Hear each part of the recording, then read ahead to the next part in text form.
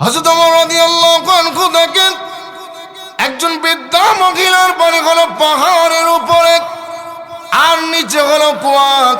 পানির ট্যাঙ্কিটা হলো তার পাহাড়ের উপর। বৃদ্ধা মহিলা নিচ থেকে পানির ট্যাঙ্কি থেকে পানি নিয়ে, কুয়া থেকে পানি নিয়ে উপরে উঠাবার ক্ষমতা বৃদ্ধা মহিলার শরীরে নেই। হযরত ওমর রাদিয়াল্লাহু আনহু বলেন, এই বৃদ্ধা মহিলার পানির ট্যাঙ্কি পরে আমি খেদমতের কাজ করব, সওয়াবের কাজ করব। আল্লাহ রাব্বুল আলামিন বলেন, কোন মানুষের খেদমত করলে নাকি আল্লাহ খুশি হয়। হযরত ওমর ইরাদা করলেন, বৃদ্ধা মহিলার এই খেদমতটা আমি করব। উনি প্রথম দিন গেলেন বৃদ্ধা মহিলার পানির ট্যাঙ্কি ভরার জন্য। হযরত ওমর থেকে প্রথম দিন পানির ট্যাঙ্কি ভরা, উনি দ্বিতীয় দিন আরো দ্রুত গেলেন। দ্বিতীয় দিন গিয়ে দেখে পানির ট্যাঙ্কি ভরা। তৃতীয় দিন গেলেন, তৃতীয় দিন গিয়ে দেখে পানির ট্যাঙ্কিটা ভরা। হযরত ওমর রাদিয়াল্লাহু আনহু বলেন, এটা কোনো মানুষের কাজ হতে পারে না, নিশ্চয়ই কোনো জিন্নাত। আমি ওমরের আগে আগে বৃদ্ধা মহিলার পানির ট্যাঙ্কি ভরে এত বড় নেকির আর সওয়াবের কাজ করে। তবে আমি চতুর্থ দিন আর পানির ট্যাঙ্কি ভরবো না, আমি ধরবো কোন জিন্নাত আমি ওমরের আগে আগে এত বড় নেকির কাজ করে। হযরত ওমর রাদিয়াল্লাহু আনহু উনি চতুর্থ দিন আর পানির ট্যাঙ্কি ভরবে না, ওই জিন্নাতটাকে ধরবে। কোন জিন্নাত হযরত ওমরের আগে আগে নেকির কাজ করে, এত বড় সওয়াবের কাজ করে। হযরত ওমর রাদিয়াল্লাহু আনহু চতুর্থ দিন পাহাড়ের আড়ালে বসে পড়লেন। হঠাৎ করে তাকায় দেখে কালো চাদর দ্বারা আবৃত করা এক লোক পানির মশকা নিয়া পা টেনে টেনে হাঁটে। হযরত ওমর বলে, নিশ্চয় এটা জিন্নাত হতে পারে না, জিন্নাত এত দুর্বল না, নিশ্চয়ই মানুষ। আবার পা টেনে টেনে হাঁটে। হযরত ওমর রাদিয়াল্লাহু আনহু তার পিছনে দাঁড়াইয়া পিছনের চাদর ধরে যখন টান দিলেন, এমনি চাদরের ভেতর থেকে বের হয়ে আসলেন ওই জামানার খলিফাতুল মুসলিমিন হযরত আবু বকর সিদ্দিক। হযরত ওমর রাদিয়াল্লাহু আনহু আর চোখের পানি সামলে রাখতে পারলেন না, ডাক দিয়ে বলে, আবু বকর, জিন্দেগিতে পারলাম না কোন নেক আমল আপনার আগে করার জন্য। আজকে নিয়ত করেছিলাম একজন বৃদ্ধা মহিলার পানির ট্যাঙ্কি ভরবো, আর এই খেদমত আমি করব। ও আবু বকর, পারলাম না এই নেকির কাজটাও আপনার আগে করতে। রে আবু বকর, আর আপনার সাধারণ কোনো মানুষ না। আল্লাহর নবী বলেন, হে আমার সাহাবীরা, আমার আবু বকরের এত দাম, কিয়ামতের কঠিন ময়দানে আল্লাহ বিচার শুরু করবে না। জমিন থাকবে তামাক, মাথার অর্ধ হাত উপরে থাকবে সূর্য, মানুষ অস্থির ব্যাকুল হয়ে যাবে। আল্লাহ ওই দিন বিচার শুরু করবে না। কিয়ামতের একদিন আমাদের এই দুনিয়ার 50,000 বছরের সমান। মানুষ অস্থির ব্যাকুল হয়ে যাবে, কেউ কাউকে পরিচয় দিবে না। মানুষ ডান দিকে ধাক্কাবে, বাম দিকে ধাক্কাবে, আর নিচ থেকে জাহান্নামকে টেনে টেনে উঠাবে। ওই জাহান্নামের আগুন দেখবে আর চোখের পানি ছেড়ে দিয়ে কাঁদবে। আল্লাহ রাব্বুল আলামিন ডাক দিয়ে বলেন, ও নবীজি, বিচার শুরু করব না। আল্লাহর নবী বলেন, রে সাহাবীরা, কিয়ামতের কঠিন ময়দানে আল্লাহ রাব্বুল আলামিন হযরত আবু বকরের আমলনামা দেখি আল্লাহ কিয়ামতের মাঠে সর্বপ্রথম বিচার শুরু করবে। হযরত ওমর বলেন, হে আবু বকর, আপনি তো সাধারণ কোনো মানুষ না, আপনি হলেন আমিরুল মুমিনিন, আপনি অর্ধ জাহানের প্রাইম মিনিস্টার, খলিফা। আপনি বৃদ্ধা মহিলার পানির ট্যাঙ্কি যে ভরে দিবেন, এটা আমি ওমরের ধারণাই ছিল না। হযরত আবু বকর ওমরকে বুকে জড়ায় বলে, ওমর, তুমি কি জানো না আল্লাহর নবী বলেছেন, মানুষ মানুষের খেদমত করলে আল্লাহ খুশি হয়ে যায়। আল্লাহ যদি খুশি হয়, আল্লাহর জান্নাত অবশ্যই আমাদেরকে আল্লাহর জান্নাতের মেহমান বানাবে। ওয়ালাকাদ কাররামনা বানি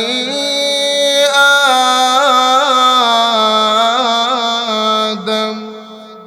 আল্লাহ বলেন আমি মানুষদেরকে সম্মানিত করেছি।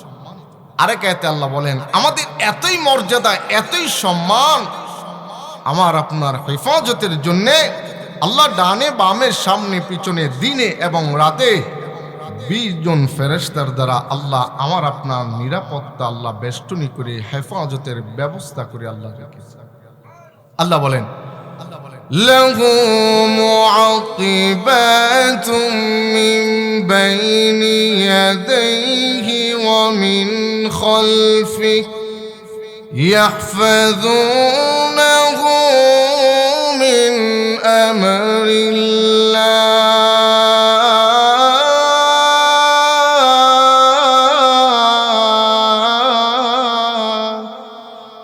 আল্লাহ বলেন তোমাদের হেফাজতের জন্য আমি আল্লাহ দিনে রাত্রে 20 জন ফেরেশতা নিযুক্ত করে রেখেছি। আচ্ছা বুঝে থাকলে বলেন আপনাদের এই এলাকার কোনো মানুষ যদি বলে আল্লাহর খানে কাবা বাইতুল্লাহ আমি ভেঙে ফেলব, আপনারা কি এই লোকটাকে অনেক ভালো বলবেন? কি বলেন ভালো বলবেন? সে লোকটি অত্যন্ত খারাপ। আল্লাহর নবী বলেন খানে কাবা বাইতুল্লাহর চেয়েও একজন আদনা থেকে আদনা ঈমানদার মুমিনদার বান্দা বান্দির দাম আল্লাহর কাছে আরো 1000 গুণ বেশি। রাসূল পলকহীন দৃষ্টিতে বাইতুল্লাহর দিকে তাকালেন আর বলেন আমি তো জানি তোমার মর্যাদা অনেক বেশি, হে বাইতুল্লাহ তোমার দিকে তাকিয়ে থাকলে সগীর গুনাহ মাফ হতে থাকে।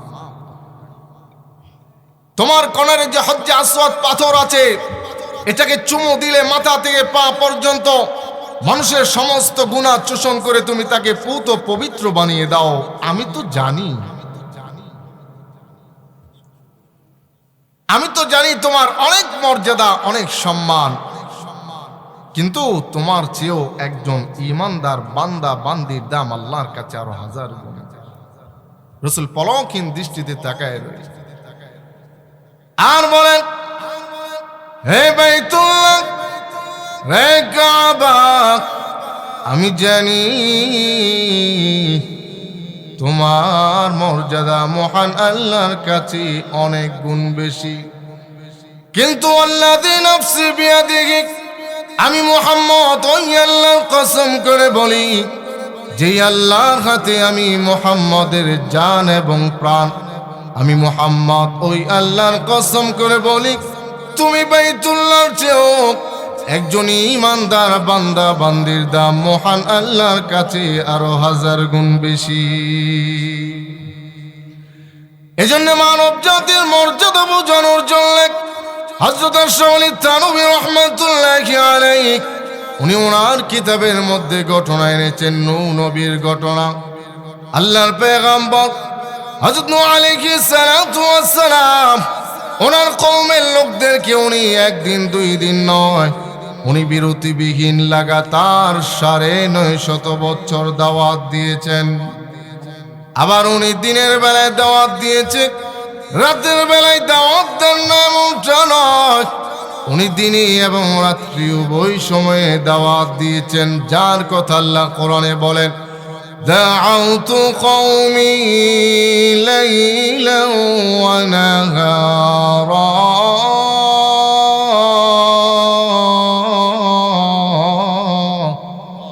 আল্লাহর নবী দিনে এবং রাত্রি উভয় সময়ে দাওয়াত দিতেন। উনি যখন ওনার কওমের লোকদের সামনে দাঁড়াইয়া বলতেন ইয়া আইয়ুহান নাস কুলু লা ইলাহা ইল্লাল্লাহ, হে আমার জাতি তোমরা পড়ে নাও বিশ্বাস করে নাও আল্লাহ ছাড়া কোনো মাবুদ নাই। এইটা দাওয়াত যখন আল্লাহর নবী তুলে ধরলেন, নবীর এই দাওয়াত শুনে বেঈমান কাফেররা আল্লাহর নবীর দাওয়াত গ্রহণ করে নাই, বরঞ্চ আল্লাহর নবীকে পাথর মারা শুরু করে দিলেন। নবীর শরীরে এমন ভাবে পাথরের আঘাত করে আল্লাহর নবী পাথরের আঘাতে অজ্ঞান হয়ে জমিনের মধ্যে 3 দিন যাবৎ পড়ে থাকতেন। জিবরাইল আমিন এসে আল্লাহর নবীর মাথা থেকে পা পর্যন্ত হাত বুলায় দিতেন। আল্লাহর নবী তাকাতেন। নবী জিবরাইলকে প্রশ্ন করে, হে জিবরাইল, বল আমার আগামীকাল কি কাজ? জিবরাইল বলে, আল্লাহর নবী গো, আগামীকাল একই কাজ, দাওয়াত দিতে হবে। নবীজি চোখের পানি ছেড়ে দিয়ে কান্দে আর ডাক দিয়ে বলে, জিবরাইল, আমার আর বোঝার বাকি নাই, আমার আরো দাওয়াত দিতে হবে, নির্যাতন জুলুম সহ্য করতে হবে। জি হযরত, আরো দাওয়াত দেন, আরো নির্যাতন জুলুম সহ্য করেন। আল্লাহর নবী এত নির্যাতন আর জুলুম সহ্য করার পরেও আল্লাহর দ্বীনের দাওয়াত থেকে পিছপা হয় না। আল্লাহর নবী রাস্তার পাশে দাঁড়ানো, ছোট একটা বাচ্চা পিতার হাতের আঙ্গুল ধরে ধরে রাস্তা দিয়ে যায়। আল্লাহর নবীকে দেখে বলে, আব্বা, এই যে একটা লোক দেখা যায়, এই লোকটাকে কি আপনি চিনেন? পিতা বলে, চিনব না কেন? এই দেশের লোকেরা যাকে পাগল পাগল বলে পাথর মারে, ইনি হইলেন সে নবী। সন্তান ডাক দিয়ে বলে, আব্বা, হাতের আঙ্গুলটা ছেড়ে দেন। কেন ছাড়বো? এই পাগল লোকটাকে আমি একটা পাথর মেরে আসি। নবী এই ছোট বাচ্চার কথা শুনে আর চোখের পানি সামলায় রাখতে পারলেন। উপরের দিকে তাকালেন আর বদদোয়া শুরু করে দিলেন। বুঝতে গেলে বলেন, নবীজির ভালো দোয়া হোক আর বদদোয়া হোক, যিনি কবুল করবেন উনি কে বলেন তো ভাই? আল্লাহ বদদোয়া কবুল করলেন। নবী বলে, আল্লাহ, এই জাতিকে ধুয়ে মুছে পরিষ্কার করে দাও, আল্লাহ এই সমাজকে পরিষ্কার করে দাও, বেঈমান কাফেরদেরকে দুনিয়া থেকে বিদায় করে দাও। আল্লাহ রাব্বুল আলামিন আযাব শুরু করে দিবে, বন্যা প্লাবন দিবে, আসমান থেকে বৃষ্টি শুরু করে দিবে। বৃষ্টি শুরু করার পূর্বে, আযাব শুরু দেওয়ার পূর্বে আল্লাহ পাক বলেন, হে আমার পয়গম্বর নূহ, কিস্তি বানান। 40 জন মতান্তরে 80 জন কিস্তির মধ্যে উঠলেন। নবীর একটা সন্তান ছিল, তার নাম হলো কেনআন। মুনাফিক, আল্লাহর উপর ঈমান গ্রহণ করে না, নবীর দাওয়াতও মানে না। আল্লাহ নবী কিস্তির মধ্যে উঠে সন্তানকে আহ্বান করে, হে আমার সন্তান, আয় আমার কাছে আয়। আল্লাহ কোরআনে বলে, ইয়া বুনাইয়া রকাম মা'আনা ওয়ালা তাকুম মা'আল কাফিরিন।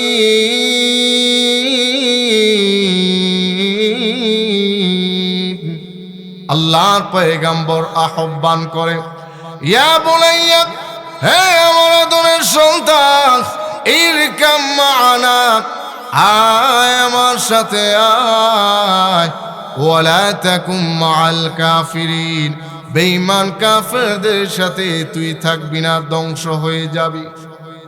সন্তান মানে না, সে তার পিতার জবাবে বলে, ক্বালা সাআওয়ি ইলা জাবালি ইয়াসিমুনি মিনাল মা।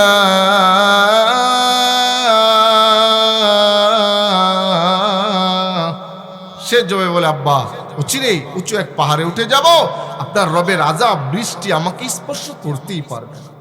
সন্তান আর পিতার মধ্যে কথোপকথন। ওয়াহালা বাইনাহুমাল মাউজ, মাউজ মানে পানির ঢেউ, তরঙ্গ।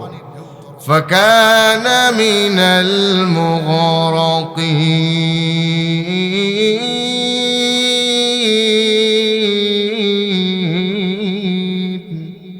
পানির ঢেউ তরঙ্গ যখন আসলো, দুনিয়া থেকে বিদায় হয়ে গেল। বাহার হাল, আল্লাহ নবী হযরত নূহ আলাইহিস সালাতু ওয়াস সালাম যখন তার কওমের লোক সব ধ্বংস, খানায়ে কাবা পানির নিচে ভেঙে চূর্ণ বিচূর্ণ হয়ে গেল। আল্লাহ রাব্বুল আলামিন বলেন, হে নবী, সামান্য মাটির দ্বারা পাতিলা বানাও। আল্লাহ কতদিন বানাবো? বানাতে থাকো। নূহ নবী তার কাদা মাটির দ্বারা মাটির পাতিলা বানাতে বানাতে বিশাল একটা স্তূপ দিলেন।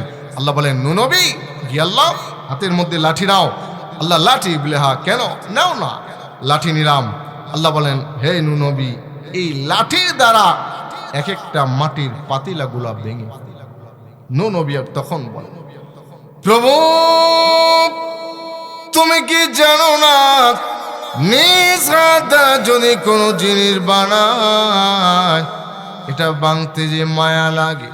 আল্লাহ রাব্বুল আলামিন বলেন আমি তো জানি নিজ হাতে যদি কোনো জিনিস বানায় নিজে ধ্বংস করতে মায়া লাগে, কষ্ট লাগে। আমি তোমাকে এটা বোঝাবার জন্য অনুমতি দিয়েছি।